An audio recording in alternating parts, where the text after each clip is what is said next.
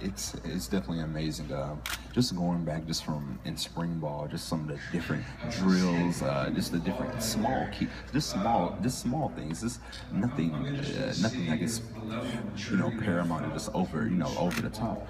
But I feel as if just the small things that people tend to overlook, small quirks in film study and whatnot. That's what he brings to the table. Last season it seemed like the first month or so you're really close to getting that first sack. Like there's quite a number of times where you're right there.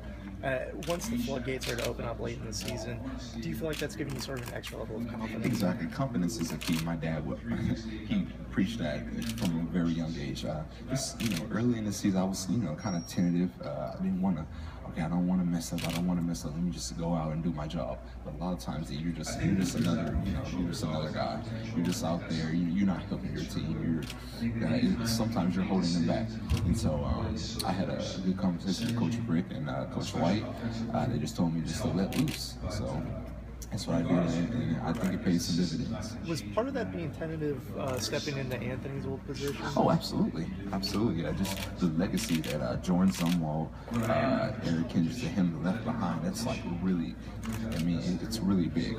We talk about that in the LB room all the time, just living up to their legacy. So, I was, reading the reports.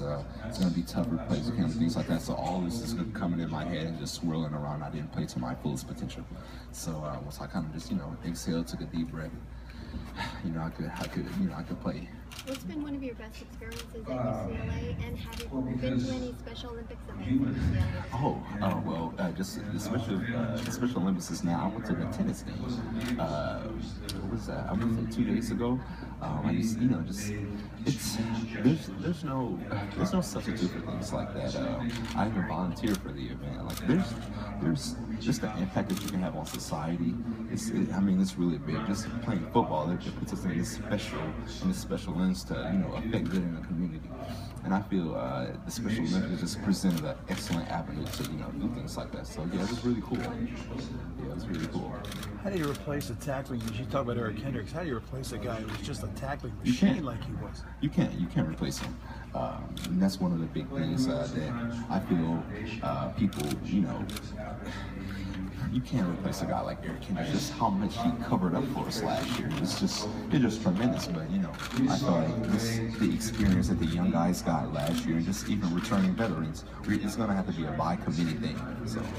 What do you feel about, you guys have a deep defensive core, you and Myles Jack? Talk a little bit about that, Tanner.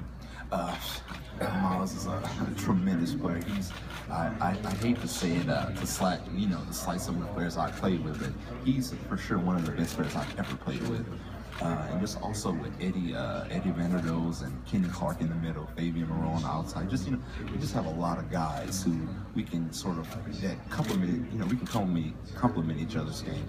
But just Myles in general, just how he flows around the field, the coverage aspect of him, it's just crazy. All we have to. We just talked about the outside backers, just making the plays that come to us. That's all really we have to do.